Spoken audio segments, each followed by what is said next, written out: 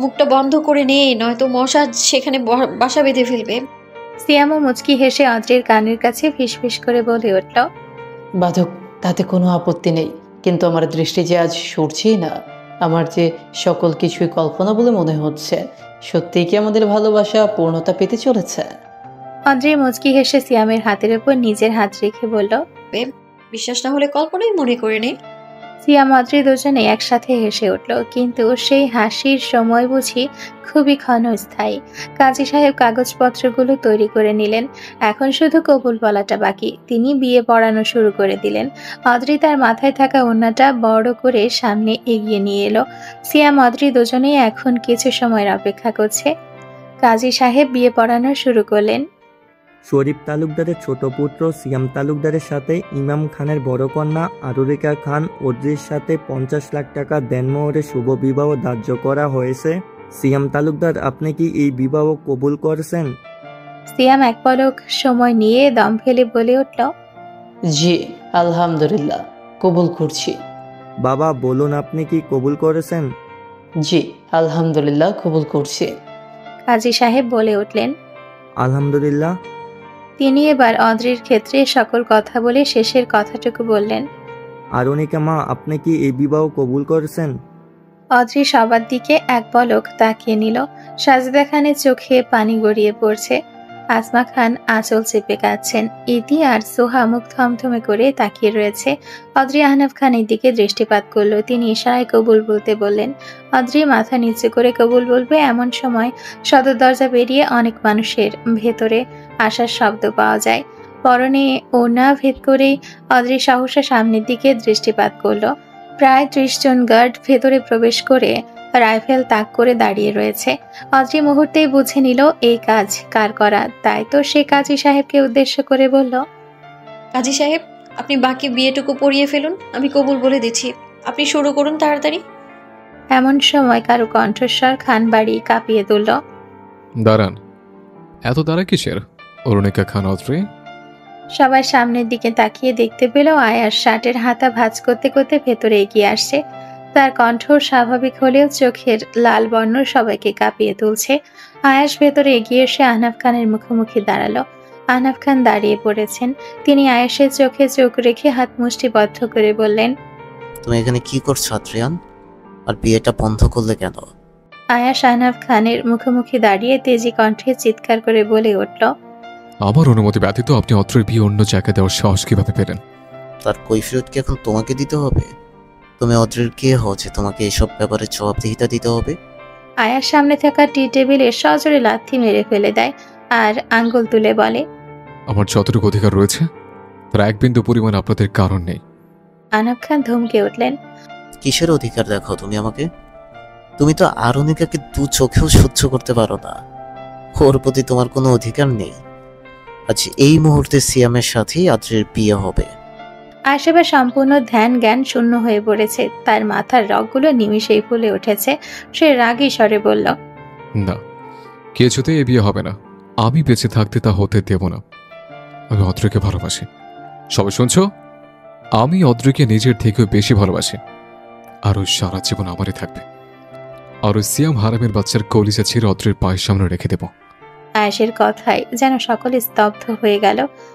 সিয়াম স্তব্ধ হয়ে শুধু আয়েশের কথাই শুনছে।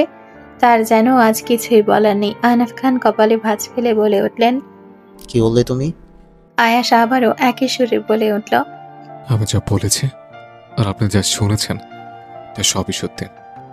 আর তাছাড়া স্বামী বেঁচে থাকাকালীন একজন বিবাহিত মেয়েকে আপনারা কিভাবে অন্য কারোর সাথে বিয়ে দেন? আপনাদের মাথায় কি বিন্দুমাত্র সেন্স নেই? আয়েশের বলা কথা শুনে আহনাফ খান যতটা অবাক হয়েছেন তার থেকে বেশি অবাক অদ্রি হয়েছে। পুরো খান বাড়ি আয়েশের একটা কথাই থমকে গেছে। অদ্রির মেজাজ মুহূর্তেই বিগড়ে গেল। সে দাঁড়িয়ে আয়েশের উদ্দেশ্যে বলে ওঠে, মিস্টার আদ্রিয়ান খান আয়াস, আপনি আমাকে পাওয়ার জন্য যে কোনো মিথ্যে কথা বলে দিবেন আর তাই সত্যি হয়ে যাবে, এটা আপনি ভাবলেন কি করে? আর আপনার ওই পাপে জড়িত মুখ নিয়ে ভালোবাসার কথা দোহাই লাগে বলবেন না আপনি? সেখানে এই কথা শুনতে তুলনামূলক বেমানি লাগে। আয়েশ এগিয়ে এসে অদ্রির সম্মুখে দাঁড়ালো। তাকে আপাদমস্তক দেখে বলল, সত্যি বলতে আমি ভয় পাই না অদ্রি। তুই যদি আমার অদ্রি, এখন তুই আমার। আর তুই সব কি পড়েছিস? এখনই খোল। তুই একমাত্র বউ সাজবি আমার জন্য, অন্য কারোর জন্য নয়। আয়াস অদ্রির শরীরে হাত দিয়ে স্পর্শ করার আগে সে দূরে সরে দাঁড়ায়। আয়াস বুঝতে পারল কেউ তার কথা বিশ্বাস করছে না, তাই সে এবার ইমাম খানের সম্মুখে দাঁড়িয়ে তাকে উদ্দেশ্য করে বলল, ফুপা, তুমি বলবে বাকিটা নাকি আমি বলবো? আনার খান কড়া চোখে ইমাম খানের দিকে তাকালেন। তার মানে কি ইমাম খানই এই কাজটা করেছেন? কিন্তু কখন? ইমাম খান মাথা নিচু করে রেখেছেন, যার উত্তর সে এখন কাউকেই কিছু বলবে না। তাই আয়াস বড় হল ঘরের এলইডি টিভিতে একটি ভিডিও অন করে দেয়। ভিডিও শুরু হতেই সেখানে দেখা যাচ্ছে কাজী অফিসে দুটো চেয়ারে, একটাতে 5 বছর বয়সী অদ্রি বসে রয়েছে, সে তার পরনের জামাটা ঘুরিয়ে ঘুরিয়ে দেখছে। অন্যটিতে 12 বছর বয়সী আয়াস, ইমাম খান তাদের ঠিক পাশে দাঁড়িয়ে। সেখানে আরো দুজন লোক দাঁড়িয়ে রয়েছে। আয়াস অদ্রির বিয়ে কাজে পড়ানো শুরু করলে আয়াস কবুল বলে দেয়, কিন্তু অদ্রি কবুল বলতে পারছে না। সে বারবার তুতলিয়ে বলে উঠছে, কবুল কবুল। তখন আয়াস অদ্রির গাল দুহাতে জড়িয়ে ধরে নরম সুরে বলে উঠল, না বাবু, ওটা কবুল হবে। বলো কবুল, তাহলে আমরা সারা জীবন একসাথে থাকতে পারবো। সব বিপদ তখন দূর হয়ে যাবে। অদ্রি ঠিকমতো কবুল বলতে না পারায় সে কান্নায় ভেঙে পড়ে। তখন আয়াস অদ্রিকে জড়িয়ে ধরে, তার কপালে চুমুকে বলে, কান্না করো না প্লিজ। তুমি কান্না করলে আমার যে বুকে ব্যথা হয়, তোমাকে আমিও যেন আর কখনোই কান্না করতে না দেখি। সবচেয়ে শক্তিশালী হবে তুমি, আমি বানাবো তোমাকে শক্তিশালী। অদ্রি এবার মুচকি হেসে 3 বার কবুল বলে দিল, কিন্তু এবার আর তার কথা তুতলে যায়নি। সে কবুল বলতে আয়াস অদ্রিকে একদম জড়িয়ে ধরে তার বুকের গহীনে নিয়ে যায়, আর সেভাবে রেখে বলে ওঠে, আজ থেকে তুমি একমাত্র আমার রৌদ্রি। সারা জীবন তোমাকে আগলে রাখবো আমি। বিপদ তোমাকে ছুঁয়ে যাওয়ার আগে আমি নিজেই সেখানে বুক পেতে দেব। তা কখনো তোমার কিছু হতে দেব না। বেবি ডল, তোমাকে আমি অনেক অনেক ভালোবাসবো আমার বাচ্চা বউ। তখন অদ্রি তার ভাষা ভাষা চোখে তাকিয়ে প্রশ্ন করে ওঠে, তুমি আমাকে কখন ভালোবাসবে আয়াস ভাইয়া? আয়াস মুচকি হেসে অদ্রির মাথায় বিলি কেটে দিতে দিতেই বলল, যখন তুমি বড় হবে তখন। ততদিন তোমাকে দেখে দেখে রাখা লাগবে, বুঝছো? এখন থেকে তুমি আমার বাচ্চা বউ, তাই না? অদ্রি আয়েশের চোখের দিকে তাকিয়ে হেসে বলল, না, আমি তোমার পুতুল বউ। এই কথা বলে অদ্রি অট্ট হাসিতে কাজী অফিস ভরিয়ে ফেলল, আর আয়াস অদ্রির হাসির দিকে তাকিয়ে সেও হেসে যাচ্ছে। সেই ভিডিওতে অদ্রি যে কাবিননামায় কাঁচা হাতে সাইন করেছে সেই অংশটুকু রেকর্ড করা হয়েছে। ভিডিও বন্ধ হতে আয়াস অদ্রির সামনে গিয়ে একটা পেপারস হাতে তুলে তা দেখিয়ে বলল, এটাই সেই কাবিননামা অদ্রি, যাতে তুমি সেদিন সাইন করেছিলে। 15টা বছর শুধু আমি অপেক্ষাই করেছি, আর আজ তাহলে কেনই সেসব কিছু অস্বীকার করতে চাইছো? অদ্রি সাজরে চিৎকার করে বলে উঠল, না না, আমি এই বিয়ে কখনোই মানি না। আপনার মতো একটা লোককে আমি কখনোই নিজের স্বামী বলে মানতে পারবো না। তুমি মানো বা না মানো, বিয়েটা অনেক আগে হয়েছে, তাই তার শর্ত মতে আমি তোমার লিগ্যাল গার্জিয়ান। আমি মানি না এই বিয়ে। কেন আপনি শুনতে পাচ্ছেন না? আমাকে ছোট পেয়ে আপনারা কবুল বলিয়ে নিয়েছিলেন, সেসব কথা তো আমার মনে পর্যন্ত নেই। অদ্রি এবার অস্থির ভঙ্গিতে ইমাম খানের কাছে দৌড়ে এগিয়ে গেল, তার বাহু আঁকড়ে ধরে বলল, কেন বাবা, কেন কেন আমার নাবালক শিশুকালকে তুমি তুমি ধ্বংসক্ষেত্রে পরিণত করে দিলে? কেন তুমি এই লোকের সঙ্গে আমার জীবনটা জুড়ে দিলে? জবাব দাও বাবা, জবাব দাও। কি এমন ভুল ছিল আমার যে তুমি আমার জীবন নিয়ে খেললে? কথা বলছো না কেন বাবা? অদ্রির চোখ রক্তিম বর্ণ ধারণ করেছে। হয়তো সে শক্ত প্রকৃতির মেয়ে না হলে কখন কান্নায় ভেঙে পড়তো। ইমাম খান নীরবে অশ্রু ফেলতে শুরু করলেন। অদ্রি বুঝে নিল ইমাম খান তার কোনো প্রশ্নেরই জবাব দিবে না। আর অন্যদিকে পুরো খান বাড়ি এক ঘোরের মধ্যে পাড়ি জমিয়েছে। আনাব খান জড় পদার্থের মতো শুধু ইমাম খানকে দেখছেন। তিনি কিছুই বুঝতে পারছেন না। হঠাৎ কিছু মস্তিষ্কে নাড়া দিতেই তিনি নিজ মনে বলে উঠলেন, ইমাম, আমি যে কাজটা করার কথা কখনোই ভাবিনি তা তুমি ঠিকই করে ফেললে। আমি তো আরুনিকাকে তার অতীত থেকে দূরে রাখতে চেয়েছিলাম, কিন্তু তুমি আরো সে অতীতের দ্বার প্রান্তে তাকে নিয়ে গেলে, সকল পরিকল্পনা বরবাদ করে দিলে। কেন করলে তুমি এমন? কিসের জন্য তোমার এই দুঃসাহসিকতা? সেসব না হয় বাদ দিলাম, কিন্তু আদ্রিয়ান, সে কেন বিপদের সঙ্গে নিজের নামটা ছড়িয়ে নিল? অদ্রি সবার দিকে তাকালো, আরেকবার সিয়ামের দিকে। তার যে দুনিয়াটা ঢলছে সে সবার দিকে তাকিয়ে দু হাতে লেহেঙ্গা উঁচিয়ে উল্টো পাল্টা ভঙ্গিতে সিঁড়ি ডিঙিয়ে দৌড়ে উপরে উঠে যেতে শুরু করলো আর চিৎকার করে বলতে লাগলো, আমি মানি না এই বিয়ে, সব মিথ্যে কথা, সব আমাকে নিয়ে সবাই খেলছে, মানি না, আমি কিছুতেই মানি না। অদ্রি উপরে নিজের ঘরে ঢুকে সজোরে দরজা আটকে দিল আর আয়াস সেই একই ভঙ্গিতে দাঁড়িয়ে, তার চোখ সিঁড়ির ওপরে সেই ঘরটার দিকে। আয়াস নিজের হাত মুষ্টিবদ্ধ করে ফিসফিস করে বলে উঠল, কেন মানবে না এই বিয়ে? তোমাকে যে মানতেই হবে, সেটা তোমার ইচ্ছেতে হোক বা জোর করে। তুমি আমার মানে শুধুই আমার, আমার শুধু তোমাকেই লাগবে। 15 বছর আগে আমি কথা দিয়েছিলাম সকল বিপদ থেকে তোমাকে আগলে রাখবো। সেই কথা রাখতে আমার এত বছরের প্রতীক্ষা। তোমার সত্য গোপন রাখার দায়িত্ব আমার। বিন্দুমাত্র কষ্ট তোমাকে আমি পেতে দেব না জান। আমি আয়াস, যে পাগলের ন্যায় তোমাকে ভালোবাসে। হ্যাঁ, আমি আসক্ত এক অত্রের প্রতি। বদ্ধ ঘরের মধ্যে মেঝেতে বসে আছে এক কন্যা। সে আজ যে সত্যের সম্মুখে এসে দাঁড়িয়েছে তা এখনো তার কল্পনার দুঃস্বপ্নতা বলে মনে হচ্ছে। পুরো ঘরের জিনিসপত্র এলোমেলো হয়ে পড়ে রয়েছে মেঝেতে। সারা শরীর বারবার কেঁপে উঠছে। লাল রঙের লেহেঙ্গাটা পরে ফ্লোরে বসে আছে সে। মন আর মস্তিষ্ক তার সাথে বেইমানি করে গেল বারবার। তার মনে হচ্ছে এই বুঝি স্বপ্ন ভেঙে সকালে স্নিগ্ধ আলো ছড়িয়ে পড়বে। এই বুঝি তার প্রিয় মানুষ তার সামনে এসে নিজের হাসি মাখা মুখে তার সামনে এসে তাকে ভালোবাসার কথা বলবে, কিন্তু চোখ বন্ধ করার সাথে সাথে তার প্রিয় মানুষটির প্রতিবিম্ব নয়। এটা কাকে দেখছে সে? তার সবচেয়ে অপছন্দের ব্যক্তিকে, যে হাসি মুখে নয় বরং তেজি দৃষ্টিতে গম্ভীর কণ্ঠে বলে উঠছে, আমি অত্রকে ভালোবাসি, নিজের থেকে বেশি ভালোবাসি। আমার ওকে লাগবে, সেটা বুঝিয়ে হোক বা জোর করে। কল্পনা করে অদ্রির বুক কেঁপে উঠল। সহসা চোখ খুলে সে পাগলের মতো বিড়বিড় করতে শুরু করলো, না, এ কিছুতেই হতে পারে না। আমি ওই আয়াস খানকে কিছুতেই মেনে নিব না। আমি তাকে কখনোই ভালোবাসিনি, সেখানে নিজের স্বামী হিসেবে তাকে মেনে নেওয়া অসম্ভব। কেন বাবা, কেন তুমি আমার জীবনটা বরবাদ করে দিলে? আমি যে সিয়ামকে ভালোবেসেছি, ওকে নিয়ে হাজারো স্বপ্ন দেখেছি, আমি একই সাথে সারা জীবন থাকার প্রতিজ্ঞা করেছি আমি। এখন তার শরীরও তাকে সায় দিচ্ছে না। হাজারো কথা তাকে পাগল করে তুলছে। সে আটকে গিয়েছে এক অজানা বেড়াজালে, কিছু অদেখা বাস্তবতার মাঝে। অন্যদিকে সিয়ামের কেন যেন কিছুই বিশ্বাস হচ্ছে না। ওর এখনো মনে হচ্ছে সে দিবা স্বপ্ন দেখছে। সে তো অদ্রিকে ভালোবাসে, তাহলে তাকে পেয়েও কেন হারিয়ে ফেলছে? আয়াস নামক ওই ব্যক্তিটি তাদের জীবনের সাথে খেলা করছে। সে আর কিছুতেই এই অন্যায় মেনে নিবে না। সিয়াম আয়াসের সম্মুখে দাঁড়াতে আয়াস মাথা তুলে তার দিকে তাকালো। সিয়াম কণ্ঠে তেজ এনে বলে উঠল, কেন করলেন এমন? আমি আর অদ্রি আপনার কি এমন ক্ষতি করেছিলাম যে আপনি আমাদের পেছনে এইভাবে পড়ে আছেন? আর কিসব উল্টোপাল্টা কথাগুলো বললেন যার কোনো অর্থই নেই। অদ্রি যদি কবুল বলেও থাকে, সেটা ওকে জোর করে বলানো হয়েছে।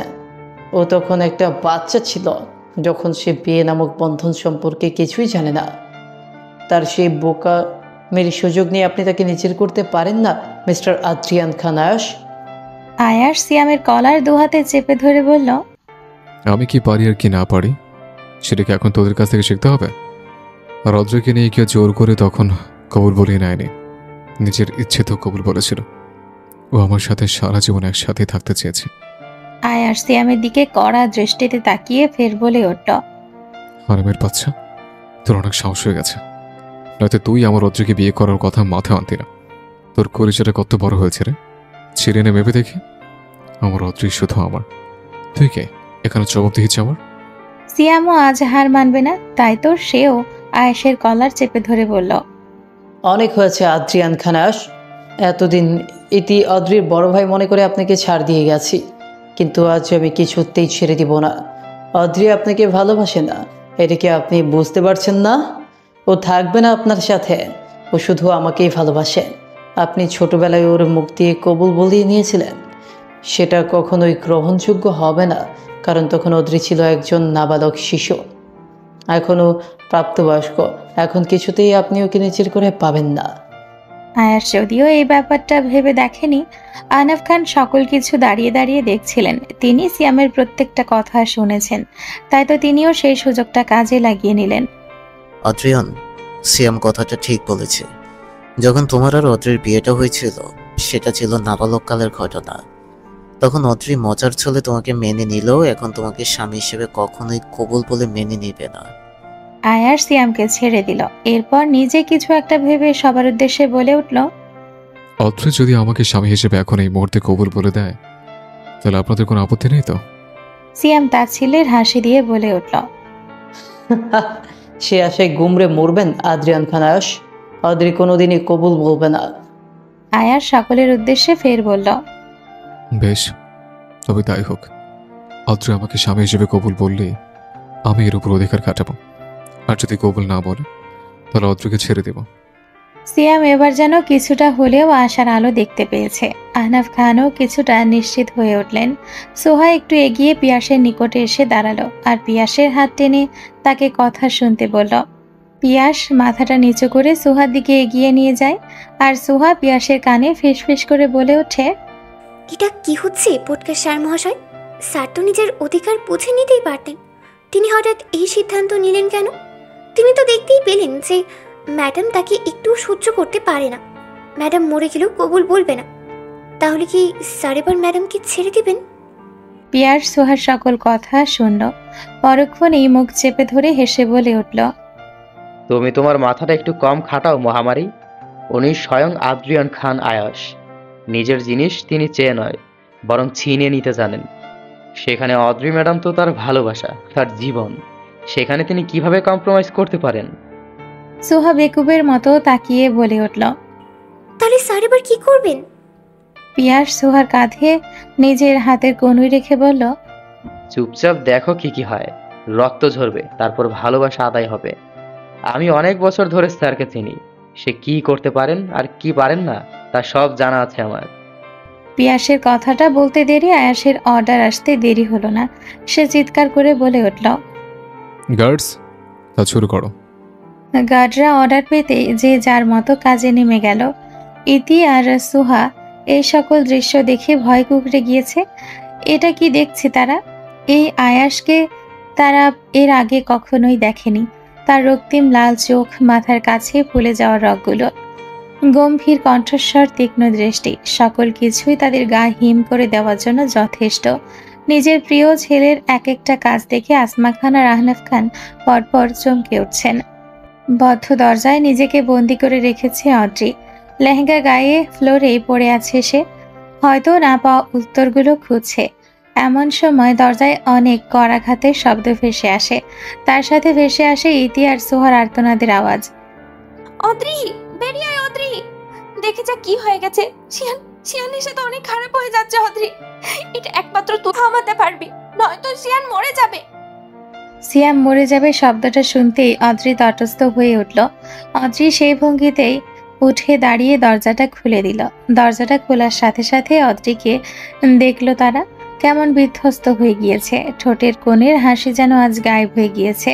ইতি আপাদ মস্তক অদ্রিকে দেখে নিয়ে বলে উঠল, এ কি হাল করেছিস নিজের? অদ্রি অস্থির গলায় বলে উঠল, আগে এটা বল সিয়ামের কি হয়েছে? ও ঠিক আছে তো? সোহা দুদিকে মাথা নেড়ে বলে উঠল, না ম্যাডাম, সে ঠিক নেই, আপনি এক্ষুনি নিচে চলুন। অদ্রির মনে অজানা ভয় বাসা বেঁধে বসে রয়েছে। তাই তো কিছু না বুঝেই দু হাতে লেহেঙ্গা উঠিয়ে সে দৌড়ে সিঁড়ি দিয়ে নিচে নামতে শুরু করলো। সিঁড়ি দিয়ে নামার সময় সে দেখতে পেল সিয়ামকে দোতলার বেলকনি থেকে উল্টো ঝুলিয়ে রাখা হয়েছে। সেখানে গার্ডরা দাঁড়িয়ে রয়েছে। অদ্রি নিচে নেমে দেখতে পেল আরও গার্ড বাড়ির সকলকে আটকে রেখেছে। অদ্রি নির্বোধের মতো নিচে নেমে এসে চারিদিকে তাকিয়ে তাকিয়ে দেখতে শুরু করে দিল। সকলকে আটকে রেখে সোফায় পায়ের উপর পা তুলে বসে আছে আয়াস। তার পাশেও গার্ড দাঁড়িয়ে রয়েছে। অদ্রি সেদিকে এগিয়ে গিয়ে আয়াসের সম্মুখে দাঁড়ালো। আয়াস মাথাটা ঘুরিয়ে ওপরের দিকে তাকাতেই অদ্রি শক্তপোক্ত একটা চড় বসিয়ে দিল আয়াসের পুরশালী গালে। অদ্রি আয়াসের কলার দু হাতে চেপে ধরে বলল, আপনি এতটা জঘন্য কেন বলুন তো? আর কতটা নিচে নামবেন আপনি? আমাকে নিয়ে না খেলে আমাকে কষ্টে দিলে দিলে শেষ না করে আপনি নিজ হাতেই মেরে ফেলুন না আমায়। আয়াস অদ্রির প্রতিবাদের বিপরীতে কিছুই বলল না, বরং অদ্রির হাত নিজের হাতের মধ্যে নিয়ে বলে উঠল, থাপ্পড় মেরেছ, হাত নিশ্চয়ই ব্যথা করছে, মেডিসিন এনে দিই। আয়াসের কথা শুনে অদ্রির যেন আরো বিরক্ত কাজ করতে শুরু করে দিল। সে তেতে উঠে বলল, আপনি কি পাগল নাকি নির্বোধ? ও ও আপনাকে ভালোবাসি না আমি। তা জানার পরেও কেন আপনি এমন করছেন বলুন তো? কি চান আপনি? আয়াস অদ্রির চোখের দিকে তাকিয়ে সরাসরি বলে বসল, তোমাকে, শুধুমাত্র তোমাকে। আমি 15টা বছর তোমার জন্য অপেক্ষা করেছি, তোমাকে এক পলক দেখবো বলে। কিডন্যাপের বাহানা করে ইউএসএতে পর্যন্ত নিয়ে গিয়েছিলাম। যদি সেদিন তোমাকে আমি কিডন্যাপ না করতাম তাহলে? অদ্রি কপাল কুঁচকে তাকিয়েছিল। সে বলে উঠল, তাহলে কি বলুন? সব কথা তোমার জানা লাগবে না জান। তুমি এখানে বসো আর কবুলটা বলে দাও। কিসের কবুল? আয়াস অদ্রির হাত ধরে মুচকি হেসে বলল, তোমার আর আমার আবারও বিয়ে হবে, কিন্তু সেটা সজ্ঞান, আজ সবার সামনে। অদ্রি দুহাত দিয়ে নিজের মাথা চেপে ধরে বলল, আপনি প্লিজ আমার কথা বোঝার চেষ্টা করুন, আমি পারবো না আপনাকে মেনে নিতে। আয়াস জানে সে অদ্রির কাছে দুর্বল, তাই তো সে অদ্রির হাত আঁকড়ে ধরে বলল, কেন পারবে না? কিসের কমতি আছে আমার মধ্যে? আমাকে তুমি ঘৃণা করো তো? আজ থেকে তোমাকে অভিযোগ করার বিন্দুমাত্র সুযোগ আমি আয়েশ দিব না। অদ্রি অনেকক্ষণ ধরে আয়েশকে বোঝাচ্ছে, কিন্তু আয়াস তার সকল কথা শুনতে নারাজ। এদিকে পুরো খান পরিবার তাদের ছেলে মেয়েদের দেখছে, তারা চেয়েও কিছু করতে পারছে না। এমন সময় সিয়াম জ্ঞান হারিয়ে ফেলে আর তার নাক দিয়ে রক্ত গড়িয়ে পড়তে শুরু করে দেয়। অদ্রি সেদিকে তাকিয়ে আঁতকে ওঠে। সে আয়াসের সামনে গিয়ে অস্থির কণ্ঠে বলে ওঠে, এই কি চান কি আপনি? কেন এমন করছেন? কেন শেষ করে দিচ্ছেন আমায়? বলুন না, কি করলে আপনি সিয়ামকে ছেড়ে দিবেন? ওর কোনো ক্ষতি করবেন না আপনি? আয়াসের স্বাভাবিক উত্তর, আমাকে বিয়ে করো না অত্রি, কথা দিলাম সিয়াম সহ সবাইকে ছেড়ে দেব। অদ্রি এক পলক সিয়ামকে দেখে নিল। কিছু সময় কিছু পাওয়ার জন্য নিজের ভালোবাসাও ত্যাগ স্বীকার করে নিতে হয়। আজ বোধ হয় সেটাই ভাগ্যে লেখা আছে। অদ্রি আয়েশের দিকে তাকিয়ে বলে ওঠে, তবে তাই হোক, কাবিননামা তৈরি করুন। আমি বিয়ে করতে রাজি, কিন্তু বিয়ে শেষ হতেই সিয়ামকে ছেড়ে দিবেন আপনি। ওর সাথে চিকিৎসাও করাবেন আপনি ওর। মুহূর্তে আয়েশের অধরে ফুটে উঠল প্রাণবন্ত হাসি রেখা। সে চিৎকার করে বলে ওঠে, কাজী সাহেব, নতুন করে কাবিননামা তৈরি করুন। কাজী অনুমতি পেয়ে দ্রুত হাতে তার কাজ শুরু করে দেয়। আয়াস অদ্রির হাত ধরে তাকে সোফায় বসিয়ে দেয়। এরপর নিজেও বসে পড়ে তার পাশে। একজন জলজান্ত মূর্তির মতো বসে আছে অদ্রি। তার অনুভূতিরা আজ তার সাথে বেইমানি করে চলে গেল। ভাগ্য তাকে বাস্তবতার বেড়াজালে আবদ্ধ করে গেল। কাজী সাহেব হঠাৎ তার বক্তব্য শুরু করলেন। আনাব খানের একমাত্র পুত্র আদ্রিয়ান খান আয়েশের সাথে। কাজী সাহেব কথা থামিয়ে বলে উঠলেন, বাবা কত টাকা দেনমোহর লিখব? আয়াস অদ্রির দিকে এক পলক তাকিয়ে বলে ওঠে, লিখুন, ইউএসের সানলাইট ডুপ্লেক্স বাড়ির মালিকানা, সেখানকার কোম্পানির মালিকের 70% অংশ, আর বাংলাদেশের ড্রিম লাইট ডুপ্লেক্স বাড়ি, আমার ইম্পোর্টেড গাড়ি, গহনার সাথে আদ্রিয়ান খান আয়েশ সম্পূর্ণ তার দেনমোহর হিসেবে নিযুক্ত হবে।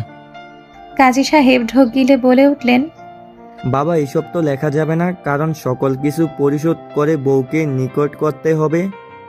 আয়াস কাজী সাহেবের দিকে তাকিয়ে পরপর পিয়াসের দিকে তাকালো। পিয়াস যেন ইশারায় তার কাজ বুঝে নিয়েছে, তাই তো একটা ফাইল এগিয়ে নিয়ে গেল সেদিকে। আয়াস ফাইল এগিয়ে দিয়ে বলল, নিন, পরিশোধ করা শেষ, এবার লিখুন। অদ্রি পেপারসগুলোর দিকে তাকিয়ে বলল, নাটক বন্ধ করুন দয়া করে। আমার কিছুই চাই না, এসব নাটক বন্ধ করে রেহাই দিন আমায়। আয়াস ইশারায় কাজীকে বিয়ে পড়ানো শেষ করতে বলল। কাজী সাহেব বাকি বিয়েটুকু পড়াতে শুরু করলেন। আনাব খানের একমাত্র পুত্র আদ্রিয়ান খান আয়েশের সাথে ইমাম খানের বড় কন্যা আরুনিকা খান আদ্রিয়ান খান আয়েশের সকল সম্পত্তি দেনমোহর হিসেবে নিযুক্ত করে শুভবিবাহ ধার্য করা হলো। আয়াস বাবা, আপনি কি এই বিয়েতে রাজি আছেন? তাহলে বলুন আলহামদুলিল্লাহ, কবুল। আয়াস অদ্রির দিকে তাকিয়ে মুচকি হেসে বলে উঠল, আলহামদুলিল্লাহ, কবুল কবুল কবুল, শতবার কবুল। কাজী সাহেব হেসে ফেললেন। হয়েছে বাবা হয়েছে, একবার বললেই হয়ে যেত। আদ্রি মা, এবার আপনি বলুন। অদ্রি শেষবারের মতো সিয়ামের দিকে তাকালো, তারপর মাথা নিচু করে বলে উঠল, কবুল। কাজী সহ পুরো খান বাড়িতে দাঁড়িয়ে থাকা সকল গার্ডেরা একই সঙ্গে আলহামদুলিল্লাহ বলে উঠল। আয়াস কাবিননামায় স্বাক্ষর করে দিয়েছে। অদ্রি দম ফেলে নির্বোধের মতো তাতে স্বাক্ষর করে দিল। সেই সাথে তার চোখ দিয়ে বেরিয়ে এলো এক ফোঁটা অশ্রুকণা। আজ থেকে যে সে অন্যের নামে হয়ে গিয়েছে, অন্য কারোর সাথে তার জীবনটা জুড়ে গিয়েছে। অদ্রি সেভাবেই বসে রইল।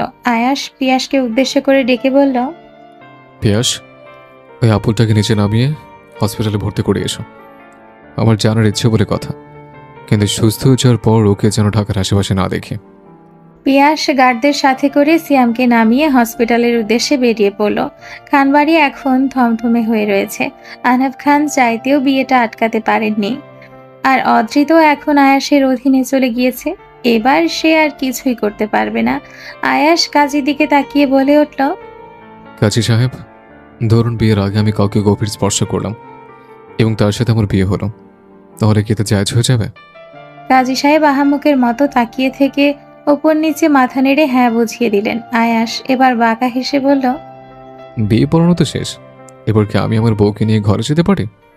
আয়াসের কথা শুনে ইমাম খানের কাশি শুরু হয়ে গেল। তিনি কেসে যাচ্ছেন। তার কাশি দেখে আয়াস বলে উঠল, আহা শিশুর আব্বু, এইটুকুতে কাজটা চলবে নাকি? এখনো তো কত কিছু করা বাকি, কত মানুষকে তাদের জায়গাটা দেখিয়ে দেওয়া বাকি। সকলেই শুধু আয়াসের কথাগুলো শুনে গেল। অদ্রি নির্বাক, সে কোনো কথাই বলছে না। আয়াস অদ্রির হাত ধরে তাকে দাঁড় করালো। সবার দিকে এক পলক তাকিয়ে তাকে পাজা কোলে তুলে নিল। আসমা খান আর সাজেদা খান আঁচল চেপে মুখ ঢেকে নিলেন। আহনাফ খান দাঁত কিরমির করে তাকাতে আয়াস বাঁকা হেসে বলে ওঠে, আমার বউ, আমার অধিকার, আমার কোলে উঠিয়েছে, তো সেখানে দাঁত কামড়ে লাভ নেই। যে অন্যায় তুমি করতে চাচ্ছিলে তার জন্য আফসোস করো শুধু। আয়াস অদ্রিকে উঠিয়ে সিঁড়ি ডিঙিয়ে তার ঘরের দিকে যেতে শুরু করলো, কিন্তু অদ্রি একবারের জন্য তার মুখ খুলে কোনো প্রতিবাদ করেনি। সে হয়ে উঠেছে এক জড়বস্তু, যার অনুভূতি আজ শূন্যতায় হারিয়ে গিয়েছে। ভাগ্য তাকে হারিয়ে আয়াসকে জিতিয়ে দিয়েছে। নবজীবনের সূচনা তো হলো, কিন্তু তা কি আদৌ সুখকর হবে?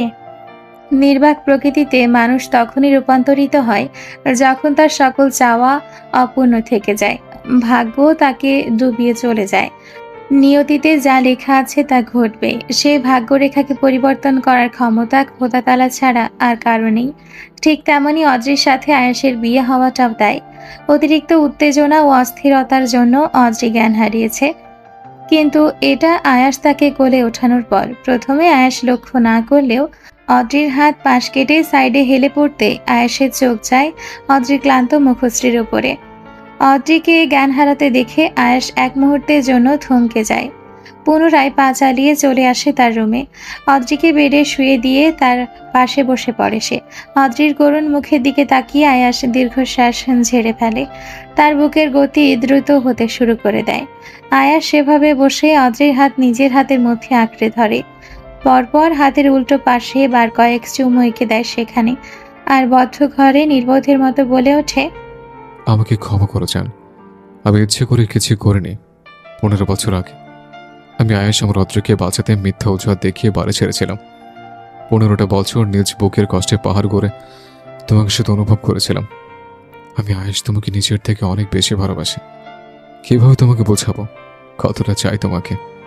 আয়াসের কথাগুলো অদ্রির কানে ঠিক পৌঁছে গিয়েছে। একটু আগে জ্ঞান ফিরল তার, কিন্তু আয়াসের কথা শুনতেই অদ্রি চোখ খুলেনি। আয়াস ফের বলে ওঠে, জানো জান, আমি যখন তোমাকে ছেড়ে চলে যাই তখন হয়তো মায়া জিনিসটা আমি বুঝতাম না। শুধু জানতাম অদ্রির ক্ষতি হওয়ার আগে আয়াস ধ্বংস হোক। যতদিন চলে যেতে লাগলো আমি তোমার মায়া জড়িয়ে যাচ্ছিলাম, সময় গুনছিলাম নিজের প্রতিষ্ঠিত হওয়ার। যখন আমি একজন পরিপূর্ণ যুবক হয়ে ফিরে আসার প্রস্তুতি নিলাম, ঠিক এমন সময় জানতে পারি তোমার বিপদ। তখন এক প্রকার বাধ্য হয়ে কিডন্যাপ করাই। তুমি ভুল বুঝলে, আমায় ঘৃণা করলে, অথচ আমাকে বুঝলে না। আমার কাছে যে অন্য কোনো রাস্তা ছিল না তোমাকে বাঁচানোর। সবাই জানতো আমি তোমাকে সহ্য করতে পারি না, কিন্তু কেন করলাম এ অভিনয় সেটা আমি ছাড়ার কেউ জানে না, আর নয়তো আমি কখনো তা কাউকে জানাতে দিব। আয়াস এবার না চাইতেও এক ফোঁটা অশ্রুকণা ঝরিয়ে ফেলল। তার মতো শক্তপোক্ত পুরুষের চোখে জল বেমানান। সেই অশ্রুফোঁটা এসে পড়ল অদ্রির গালে। সেই পানির কণা অনুভব করে অদ্রি নিজ মনে বলে উঠল, কি লুকাচ্ছেন আপনি আদ্রিয়ান খান আয়াস? কিসের সত্য গোপন করছেন? কেন বিয়ে করেছিলেন আমায়? আমাকে যখন এতই ভালোই বাসতেন তাহলে তখন ছেড়ে কেন গেলেন? কিসের বিপদের ভয় পাচ্ছেন আপনি? শত প্রশ্ন আমায় পাগল করে দিচ্ছে, কিন্তু উত্তরের খাতার ফলাফলটা শূন্য, যার উত্তর সমূহ একমাত্র আপনিই আমায় দিতে পারেন। অদ্রির আর ধৈর্য ধরে রাখা হলো না, সে পিটপিট করে চোখ খুলতে আয়াস সোজা হয়ে বসলো। যদিও হাসির রেশ তার অথরে এই মুহূর্তে বেমানান, তাও সে জোরপূর্বক হেসে বলল, ঠিক আছে। অদ্রি উঠে বসে পড়ল আর আয়াসের দিকে এক পলক তাকিয়ে নিচু স্বরে বলে উঠল, পানি খাবো। আয়াস দ্রুত দাঁড়িয়ে বলে ওঠে। তুমি বসো, আমি পানি নিয়ে আসছি। আয়াসের এই কণ্ঠধ্বনি অদ্রি চিনে না। এই পরিবর্তিত প্রেমিক পুরুষ আয়াসকে সে চিনে না, জানে না। সে শুধু চিনে সেই আয়াসকে যার গর্জনে স্তব্ধ হয়ে যায় স্বয়ং আহনাফ খান। তাহলে কেন এত পরিবর্তন তার মধ্যে? এতটাই কি দুর্বল সে অদ্রির প্রতি? আয়াস ব্যস্ত পায়ে পানি নিয়ে ঘরে প্রবেশ করে। অদ্রিকে পানি খাইয়ে তার পায়ের কাছে বসে পড়ে। নিজ পায়ের কাছে আয়াসকে বসতে দেখে অদ্রি দ্রুত পা জোড়া সরিয়ে নেয়। আপনি কি পাগল? পায়ের কাছে কেন বসছেন? আশেপাশে তো কত জায়গা। আয়াস অদ্রির দিকে এক দৃষ্টিতে তাকিয়ে রইল, বিমোহিত কণ্ঠে বলে উঠল, আজ যা হলে তা ভুলে যাও যান। চলো নতুন করে জীবনটা সাজিয়ে তুলে। প্রমিস, অভিযোগ তোলার বিন্দুমাত্র সুযোগ তোমাকে দেব না। অদ্রি কথার মানেটা খুব ভালো করেই বুঝে নিয়েছে, কিন্তু সবার আগে আয়াসের সত্য কথাগুলো তার জানতে হবে। কিন্তু সেটার জন্য তার সময় প্রয়োজন। সেই ভাবনাকে কাজে লাগিয়ে সে বলে ওঠে, ভালোবাসেন আমায়? আয়াস অদ্রির চোখের দিকে তাকিয়ে বলল, কোনো সন্দেহ? কতটা? যতটা বাসলে তোমার নাম হৃদয়স্থল থেকে কেউ মুছে ফেলতে পারবে না। বন্দিনী করবেন না? আয়াস এবার আর হাসি আটকে রাখতে পারল না। অদ্রির পাশে বসে পড়ল আর তার কানের কাছে মুখে গিয়ে নিয়ে ফিসফিস করে বলে উঠল, তত করেই ফেলেছে। তুমি এখন সারা জীবনের জন্য আমার হৃদয়স্থলে বন্দী হয়ে গেলে।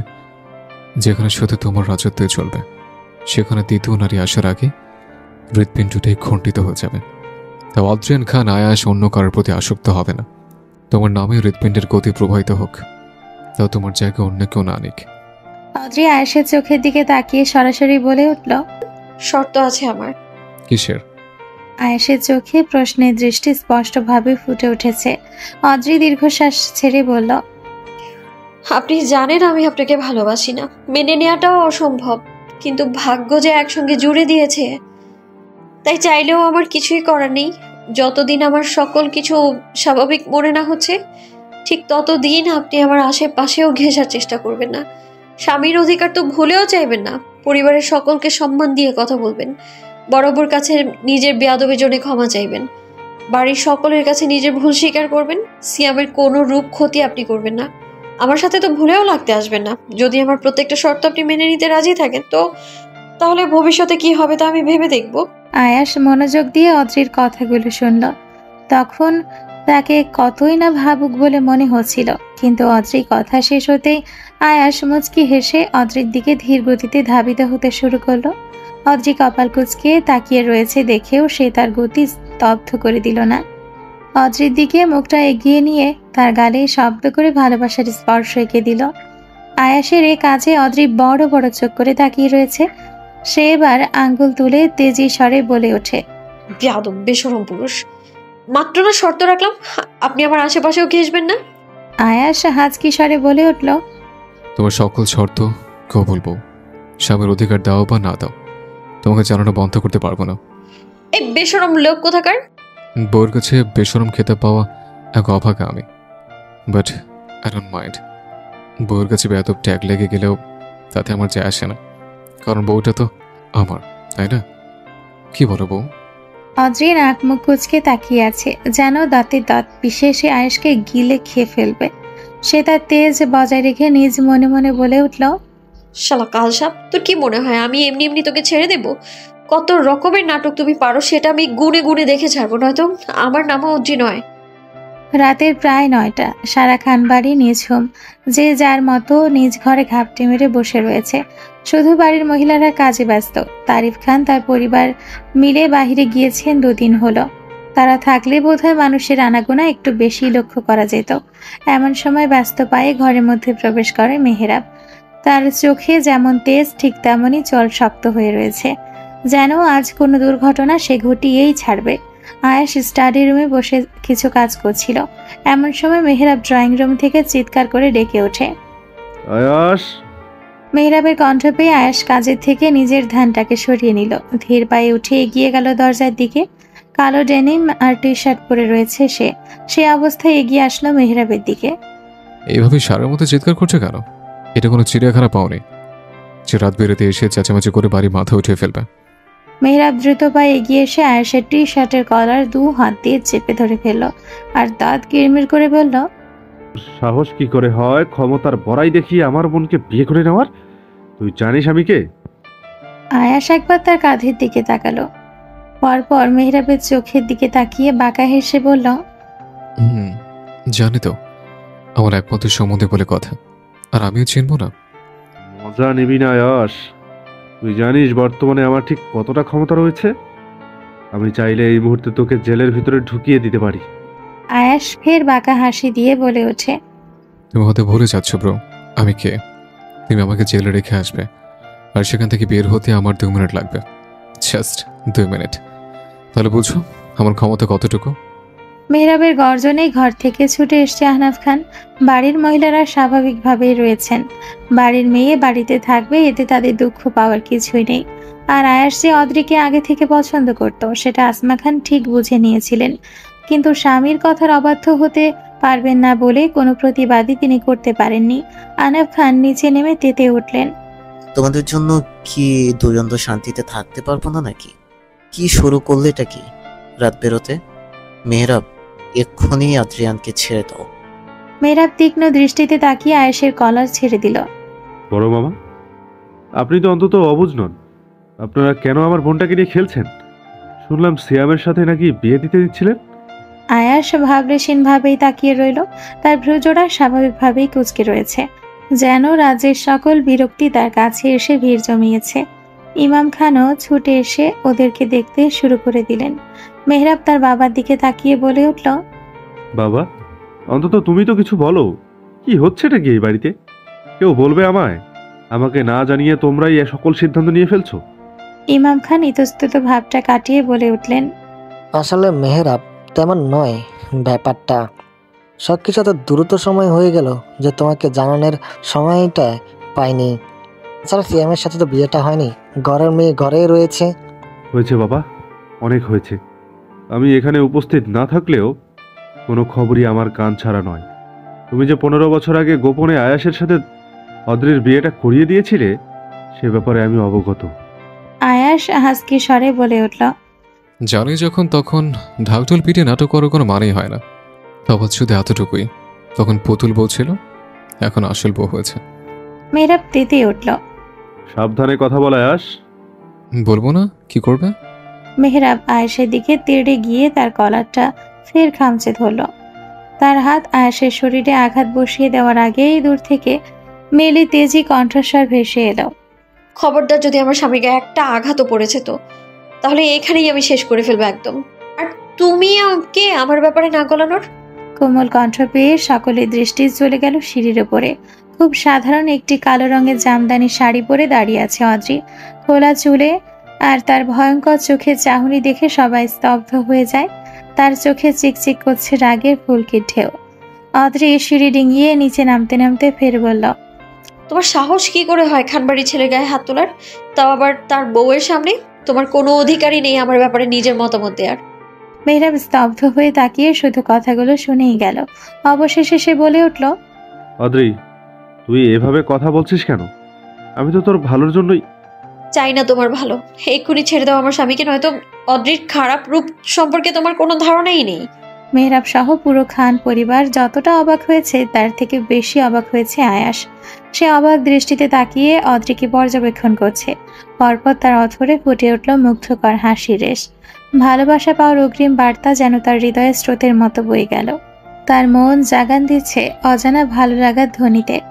আয়াস মেহরাবের কানে কানে ফিসফিস করে বলে উঠল, এইটুকু তো হবে নাকি তেজ রানীর আরো ডোজ দেখা লাগবে? বউ না পড়লে কি হবে? স্বামী কিন্তু আবার কাউকে ছেড়ে কথা বলতে পারে না।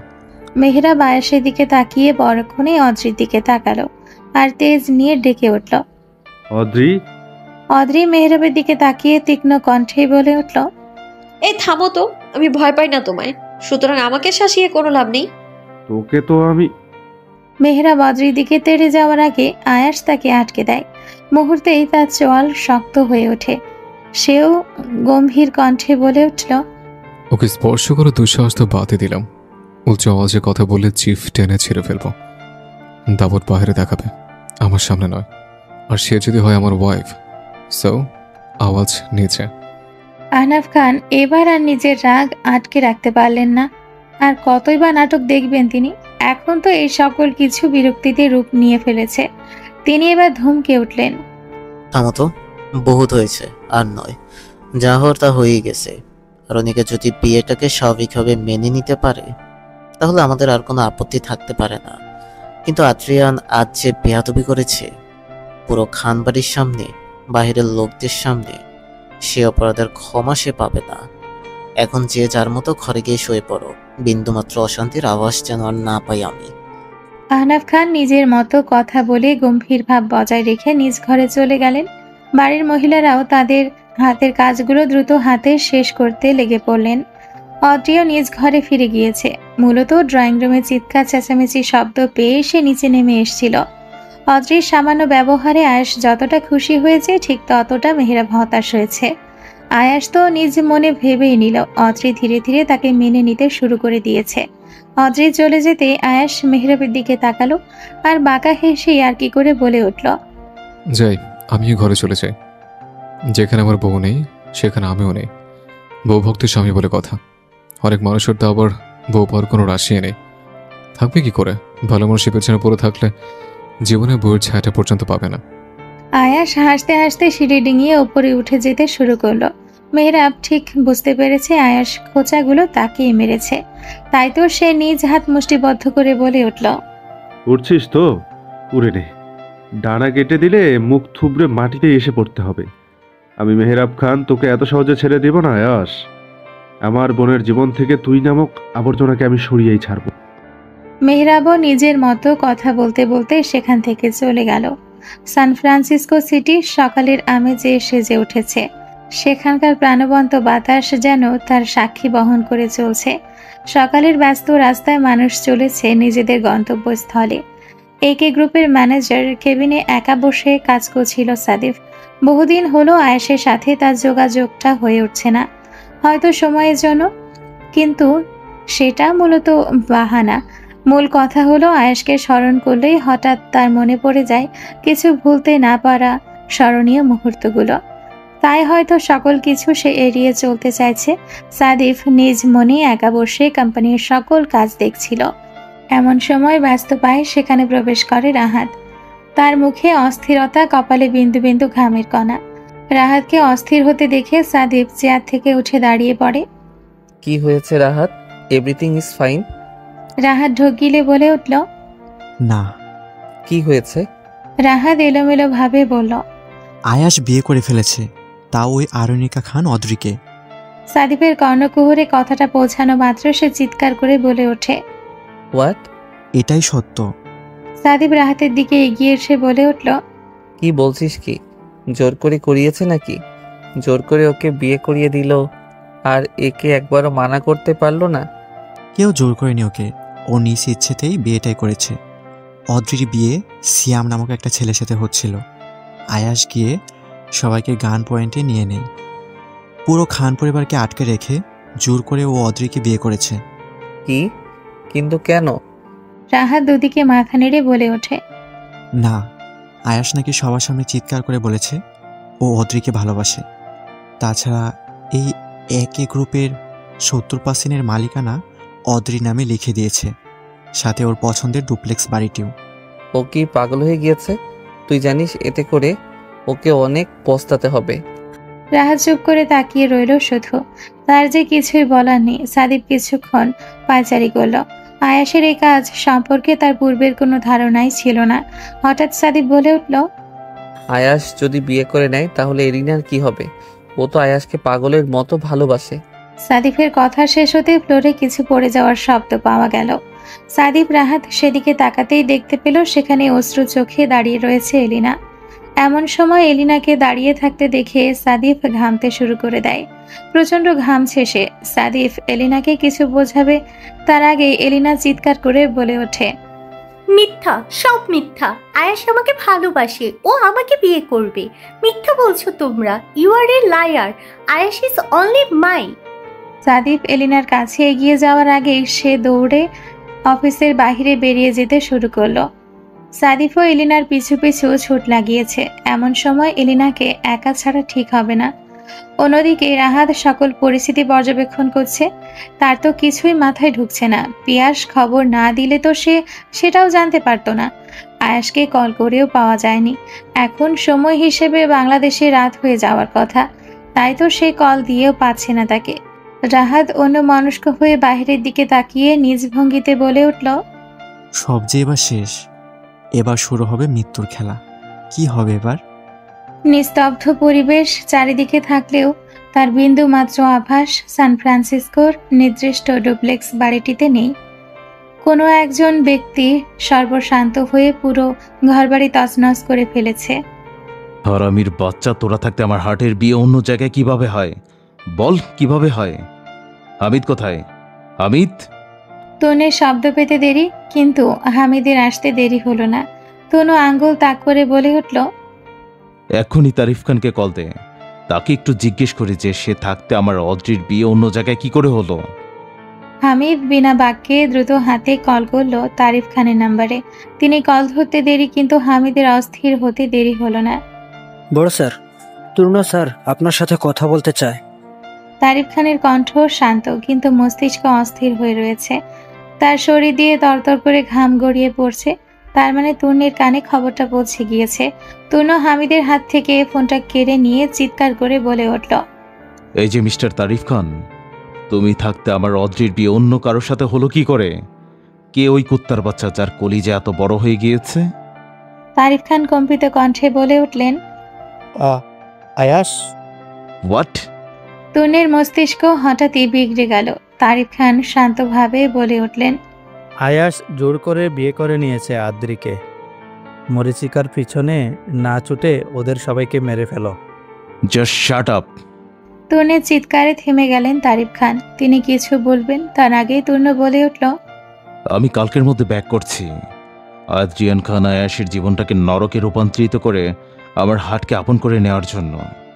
আয়াস কিন্তু ছেড়ে কথা বলবে না তরুণ, ওর কিন্তু অনেক পাওয়ার। কিসের পাওয়ারের ভয় দেখাও আমায়? আমি জানি তোর বহু ক্ষমতা আছে, কিন্তু আমিও তন্য কম নই। পুরো খান পরিবারকে ধ্বংসস্তূপে পরিণত করতে আমি আসছি, খুব তাড়াতাড়ি আসছি। তরুণ কলটা কেটে তেজ নিয়ে বলে উঠল, হামিদ, ইমিডিয়েটলি ফ্লাইট বুক কর, দরকার হলে প্রাইভেট জেট বুক কর। তবুও রাতের মধ্যে সব ঠিকঠাক চাই আমার। হামিদ মাথা নাড়ল, কিন্তু পরক্ষণেই বলে উঠল, স্যার, কিছু মনে না করলে একটা প্রশ্ন করি। কি? এই অদ্রি নামক মেয়েটা কে? আর আপনি তার জন্য এত হাইপারি বা হচ্ছেন কেন? তনু হঠাৎ হামিদের গলা জোরে চেপে ধরল আর দাঁতে দাঁত পিষে বলে উঠল, আমার হার্ট হয় সে, আবার তুই তাকে নাম ধরে ডাকছিস বাস্টার্ড। তোর কলিজা তো দেখছি অনেক বড় হয়ে যাচ্ছে। Sorry sir. Sorry my foot, just call her madam, mind it? Yes sir. Tanu হামিদকে ছেড়ে দিতেই সে দ্রুত বাড়ি থেকে বেরিয়ে যায়, নয়তো তনুর হাতে তার মৃত্যু লেখা হয়ে যাবে। হামিদ চলে যেতেই তনু আবারও সারা ঘরে ভাঙচুর শুরু করে দিল।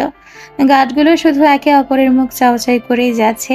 তনু এতটাই বেপরোয়া হয়ে গেছে যে তার হাত বেয়ে গড়িয়ে গড়িয়ে যে রক্ত পড়ছে সেদিকে তার ধ্যান নেই। তনু সোফায় বসে পড়ল। নিজেকে শান্ত রাখার বৃথা চেষ্টা করে চলেছে সে নিজ মনেই বলে উঠল, আমি কি করে মেনে নেব হার্ট? কি করে? আমি যে তোমায় ছাড়া নিজের জীবন কল্পনাই করতে পারি না। তুমি যতই আয়াসের বউ হও না কেন, দিন শেষে তুমি একমাত্র আমারই বউ সাজবে। তোমার প্রতিটি স্পর্শে আমি হব তোমার সঙ্গী। তোমার জন্য এবার সবার আগে আয়াসকে মরতে হবে। So sorry heart, so sorry. সারা ঘর জুড়ে ফার্নিচার পড়ে রয়েছে। ঘরের এক কোনায় বসে আছে এলিনা। সারা মুখে অশ্রুতে লিপ্টে রয়েছে, চোখ মুখ ফুলে লাল হয়ে গেছে। এলিনা দু হাত দিয়ে নিজের দু কান ধরে হঠাৎই বলে উঠল, না না, আমি বিশ্বাস করি না। আয়াস শুধু আমার, ও আমাকে ভালোবাসে। আমাকে ছাড়া অন্য কাউকে বিয়ে করতে পারবে না। সবাই মিথ্যা কথা বলছে, সবাই। অন্যদিকে দরজা ভেঙে গুড়িয়ে ফেলেছে সাদিফ। সে এত ডাকছে কিন্তু এলিনা সাড়া পর্যন্ত দিচ্ছে না। এলি সোনা বোন আমার, তুই একবার বের হয়ে আয়, কথা দিলাম আয়েশের কাছে তোকে নিয়ে যাব। এলিনা তেতে উঠে বলল, আয়েশের কাছে নিয়ে গেলেই বা কি, এতে করে কি ও আমার হয়ে যাবে? কথা দিতে পারবে আয়েশকে আমার করে দিবে, নয়তো আমি নিজেকে শেষ করে দিব। ওই থার্ড ক্লাস মেয়েটা ওর ওয়াইফ হওয়ার যোগ্য নয়। একমাত্র আয়েশের জন্যই আমি পারফেক্ট, ওই মেয়েটা নয়। সাদিপ জানে যে এলি যেটা চায় সেটা তাকে দেওয়া সম্ভব নয়, তারপরও বোনের কোনো বিপদ যেন না হয়, তাই সে সর্বচেষ্টা করে যাচ্ছে এলিনাকে বোঝাতে। তুই বের হয়ে আয় এলি, একবার আমার কথাটা ভাব। তোর কিছু হলে আমি কি নিয়ে বাঁচবো? তুই ছাড়া আমার যে কিছুই নেই। প্লিজ এলি, বেরিয়ে আয় প্লিজ। বহু চেষ্টা করেও এলিনাকে ঘর থেকে বের করা সম্ভব হলো না। এক পর্যায়ে সাদিপ দরজা ভাঙার সিদ্ধান্ত নিয়ে ফেলল। সেই মুহূর্তে রাহাত এসে সেখানে পৌঁছায়। সেও সাদিফের সাথে মিলে দরজাটা ভেঙে ফেলল। সাদা ফ্লোরে জায়গায় জায়গায় পড়ে আছে রক্তের ফোঁটা। সেই সব দেখে সাদিফ আটকে উঠে এলিনাকে খুঁজতে শুরু করে দেয়। হঠাৎ তার চোখ এক জায়গায় আটকে যায়। সে দেখে এলিনা এক কোনায় রক্তাক্ত হয়ে পড়ে আছে, তার হাতের রক কাটা, তার ঠিক পাশেই নাইফ পড়ে আছে। ব্যাপারটা বুঝতে এক বিন্দুর সময় লাগলো না সাদিফের। সে দুহাত দিয়ে নিজের বোনকে বুকের সাথে আগলে ধরে বলে উঠল, Rahat, immediately call the ambulance. এলি, এলি চোখ খোল প্লিজ। রাহাত অ্যাম্বুলেন্সের জন্য কল করছে আর সাদিফ এলিনাকে ডেকে যাচ্ছে। এলিনা নিভু নিভু চোখে তাকিয়ে মৃদু আওয়াজে বলে উঠল, আমার আয়েশকে চাই ভাইয়া, ওকেই লাগবে আমার। I just want to see her face. I love him ভাইয়া, আই লাভ হিম। সাদিফের চোখ দিয়ে অঝরে অশ্রু গড়িয়ে পড়তে শুরু করলো। তার বোনটা তো শুধু ভালোই বেসেছিল, তার বিনিময়ে আজ তার জীবনটাই দিয়ে দিতে হচ্ছে। কিন্তু কেন? ভালোবাসা কি অন্যায়? তাহলে সে কেন শাস্তি পাচ্ছে? সাদিফ এলিনাকে বুকে জড়িয়ে ধরে রাখলো। রাহাত ব্যস্ত পায়ে ভেতরে প্রবেশ করে এলিনাকে উঠিয়ে বাড়ির বাহিরে বের হয়ে যায়। অ্যাম্বুলেন্সের আশায় থাকলে এলিনাকে বাঁচানো সম্ভব হবে না, তাই তারা নিজেদের গাড়ি নিয়ে বেরিয়ে পড়ল। রাতের প্রায় 11টা। অদ্রি রুমে এসে বিছানা গুছিয়ে শুয়ে পড়েছে, আর আয়াসও তার কাজ শেষ করে মাত্র ঘরে প্রবেশ করলো। তার ঘরে তার প্রিয় মানুষ ঘুমিয়ে আছে, এর থেকে আনন্দের আর কি বা হতে পারে? আয়াস দরজা আটকে বিছানার দিকে তাকালো। জামদানি শাড়ি পরে এক পরী শুয়ে আছে সেখানে। এত বছরের প্রতীক্ষার ফল তার ভালোবাসা। আয়াস নিজ মনে মুচকি হেসে বেডের দিকে এগিয়ে গেল। সে অদ্রির পাশে মাথাটা এলিয়ে দিতেই অদ্রি ধরফর করে উঠে বসল। কি কালসাপ মহাশয়, আপনি এখানে ঘুমোতে পারবেন না তো? নামুন এখান থেকে, আর আমার থেকে 100 হাত দূরে দূরে থাকবেন। মুহূর্তে আয়াসের কপালখানা কুঁচকে গেল। সে তীক্ষ্ণ দৃষ্টিতে তাকিয়ে বলে উঠল, ও আচ্ছা, তাহলে আমি কোথায় ঘুমাবো? অদ্রি আঙ্গুল তাক করে ইশারায় ডিভানটা দেখিয়ে বলল, ওই যে ওখানে শুবেন আপনি। আমার ধারে কাছেও ঘেরতে চাইলেন আমি আপনাকে শেষ করে দেব। আয়াস বাঁকা হেসে অদ্রির দিকে এগিয়ে যেতে নিলে সে বলে ওঠে, আপনি আমার দিকে এভাবে কেন এগোচ্ছেন? ভয় দেখাচ্ছেন? আমি কিন্তু আপনাকে চুলের দামও দিই না। আয়াস হঠাৎ থেমে গেল। সে অদ্ভুত দৃষ্টিতে তাকিয়ে রয়েছে অদ্রির দিকে। আরব খান আমার বউটাকে আর মানুষ করতে পারলেন না। কি সব ল্যাঙ্গুয়েজ! শোনো যান, আমাদের যেহেতু বিয়ে হয়েছে সেটা আমাদের একসাথেই থাকতে হবে, আর সেটা সারা জীবনের জন্য। মোটেই নয়, আমি মানি না আপনাকে স্বামী হিসেবে। তাহলে আজ এত জোর গলায় বললে কেন আমার স্বামী আমার স্বামী বলে? অদ্রি হঠাৎ সন্দিহান ভাবে তাকিয়ে রইল। সেটা কথার কথা ছিল। আয়াস নিজেকে শান্ত রেখে বলে উঠল, তুমি কি চাও অদ্রি, সেমের চিকিৎসা হোক নাকি না? অদ্রি নিমিষেই মাথা ঘুরিয়ে তাকালো আয়াসের দিকে। কি বললেন? যা শুনেছ তাই। স্যামকে সুস্থ দেখতে চাও নাকি না? অদ্রি জানে সিয়াম এখন আয়াসের অধীনে, তাই তার কথা না শুনলে সিয়ামের ক্ষতি হয়ে যেতে পারে। অদ্রি মাথা নিচু করে কি যেন ভেবে পুনরায় বলে উঠল, সিয়ামকে সুস্থ দেখতে চাই। আয়াস হয়তো এই কথাটাই শুনতে চেয়েছিল। সে নিজ মনে হেসে খুন হয়ে যাচ্ছে। নিজেকে স্বাভাবিক রেখে সে বলে উঠল, তবে তাই হোক, সিয়াম সুস্থ থাকবে যখন তুমি আমার সাথে এই ঘরে একসাথে থাকবে তখন। অদ্রি জানে যে আয়াস সুযোগের সৎ ব্যবহার করছে, কিন্তু তার যে আর কিছুই করার নেই, তাই সে বাধ্য হয়ে সেখানেই শুয়ে পড়ল। অদ্রিকে শুয়ে পড়তে দেখে আয়াস মুচকি হাসল, আর লাইট অফ করে সেও শুয়ে পড়ল অদ্রির পাশে। পুরো ঘর বেশ অনেকক্ষণ ধরে নীরবভাবে রয়েছে। অদ্রি এক কোণায় গুটি সুটি মেরে শুয়ে আছে। আয়াস এখনো ঘুমোয়নি, কারণ সে জানে আজ অদ্রির ঘুম হবে না। সেটা সম্ভবও নয়, কারণ অদ্রি কোলবালিশ ব্যতীত ঘুমোতে পারে না। আয়াস অনেকক্ষণ ধরে অদ্রিকে পর্যবেক্ষণ করছে। সে এবার বলে উঠল, কি সমস্যা, ঘুমোচ্ছে না কেন? নিজে ঘুমোচ্ছ না, আবার আমাকেও দিচ্ছ না। অদ্রি উঠে বসলো আর তেজ দেখিয়ে বলল, আপনার রুমে কোথাও কোলবালিশ নেই নাকি? না, নেই। আয়াসের সোজা সাপটা উত্তর। অদ্রির মেজাজ এবার প্রচুর খারাপ হয়ে গেল। সে তেতে উঠল, বলল, আরে তাহলে আমি আমার ঘর থেকে নিয়ে আসছি। অদ্রি নিচে নেমে বের হবে এমন সময় আয়াস উচ্চস্বরে বলে উঠল, লাভ নেই, সেখানে কোনো কোলবালিশই পাবে না। অদ্রি ফ্রুকুচকে তাকিয়ে বলল, কেন? আয়াস মাথার নিচে হাত রেখে অদ্রির দিকে তাকিয়ে মুচকি হেসে বলল, তোমার খুঁটিনাটি সব আমার মুখস্থ বেবি ডল। তাই পুরো খানবাড়ির সকল কোলবালিশ অন্য জায়গায় ট্রান্সফার করে দিয়েছে, কিন্তু একটা কোলবালিশ আছে তোমার জন্য। অদ্রি সেভাবে তাকিয়েই বলে উঠল, কোথায় সেটা? আয়াস নিজের দিকে আঙ্গুল তাক করে বলল, একটা জলজন্ত কোলবালিশ থাকতে আবার তোমার অন্য কোলবালিশ লাগে নাকি? অদ্রি নাক মুখ কুচকে তাকিয়ে বলে ওঠে, ছি, আরুনিকা খান অদ্রির এতটাও দুর্দিন আসেনি যে সে আপনার মতো লোককে কোলবালিশ বানিয়ে ঘুমাবে। অদ্রি জানে বাহিরে গিয়ে লাভ নেই, তাই সে পুনরায় এসে শুয়ে পড়ল। সে বেজায় বিরক্ত হয়ে যাচ্ছে আয়াসের ওপর। রাতের প্রায় মধ্যক্ষণ আয়াস অদ্রির স্নিগ্ধ মুখের দিকে তাকিয়ে রয়েছে। যে অদ্রি বলেছিল তাকে ধরে ঘুমোবে না, সে এখন আয়াসকে আষ্ঠে পৃষ্ঠে জড়িয়ে ধরে শুয়ে আছে। আয়াস অদ্রির গালে হাত রেখে বিড়বিড় করে বলে উঠল, কেন এমন পাগলামি করো বলো তো? সে তো আমাকে দরকার হলো, পাগল মেয়ে একটা। আয়াস অদ্রিকে নিজের বুকে জড়িয়ে ধরে তার চুলে মুখ ডুবিয়ে দিল। অদ্রির শরীর থেকে সেই চিরচেনা সুগন্ধটা আসছে, যেটা সবসময় তাকে বিভ্রান্ত করে তোলে। আয়াস সেভাবে ধীরে ধীরে ঘুমের জগতে পাড়ি জমালো। বেচারা অদ্রির গভীর ঘুম হওয়ায় সে ধরতেই পারল না কিছু। অবশেষে সারা খানবাড়ির কোলবালি সরানো লাভজনকই হয়েছে। আয়াসের মনের চাওয়া কিছুটা হলেও পূরণ হয়েছে। ব্যস্ত করিডরে চেয়ারে বসে আছে সাদিফ আর রাহাত।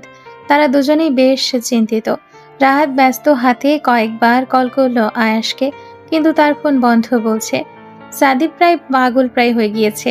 মা বাবা ছেড়ে এলিনা এত দূরে শুধু তাকে ভালোবেসে পড়ে আছে, কিন্তু নিজের ছোট বোনকে তার চাওয়া মতো কিছুই দিতে পারল না সে। ভাই হিসেবে সে নিজেকে ব্যর্থ মনে করছে। সাদিফ চিন্তা করছে, এর মধ্যে রাহাত তার কাঁধে হাত রেখে বলে উঠল, কিছু কথা বলতে চাই তোকে।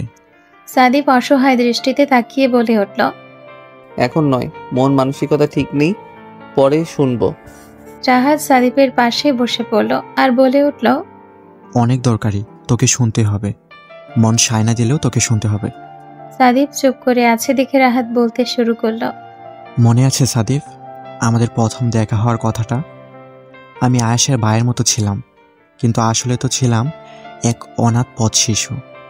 আমাকে মানুষের মতো মানুষ করে তুলতে আয়াস ওর সঙ্গে করে আমাকে নিয়ে ইউএসএতে পাড়ি জমিয়েছিল। একসাথে পড়ালেখা করার প্রতিশ্রুতি দিল, আমাকে পরিপূর্ণ করে গড়ে তুলল। কিন্তু কোনো কারণে সেই প্রশ্ন উঠলেন, উত্তরের খাতা শূন্য। এমন বহু জিনিস আছে যা তুই জানিস না। তার মধ্যে একটি হচ্ছে, অদ্রিকে আয়াস প্রায় 15 বছর ধরে ভালোবাসে। অদ্রির জীবনে ঝুঁকি ছিল, তাই তো সকল ভালোবাসার মায়া ত্যাগ করে এই দূর শহরে এসেছিল একমাত্র অদ্রিকে বাঁচাতে। কারণ তখন ওর ক্ষমতা ছিল শূন্য। 15টা বছর নিজেকে শেষ করে ও অদ্রিকে রক্ষা করেছে, কিন্তু যতবার রক্ষা করতে গিয়েছে ততবার ও অদ্রির চোখে বাজে আর ঘৃণিত লোকে পরিণত হয়েছে। শেষমেশ বহু বছরের প্রতীক্ষা শেষে সে ফিরে গেল অদ্রির কাছে।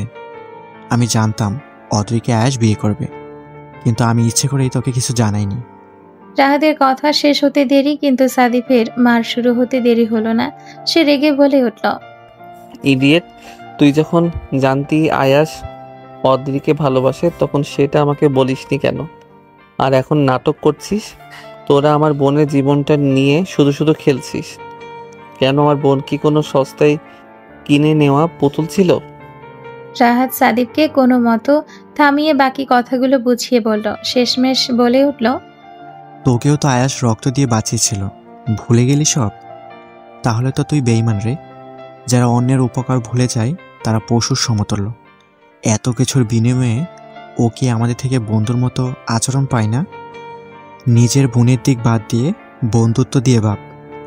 এলিনা তো একদিন না একদিন ঠিক স্টেবল করে তুলবে নিজেকে, কিন্তু বন্ধুত্বটা শেষ হয়ে গেলে পাবি সব ফিরে। কিরে, কি ভাবলি? সব ভুলে যাবি?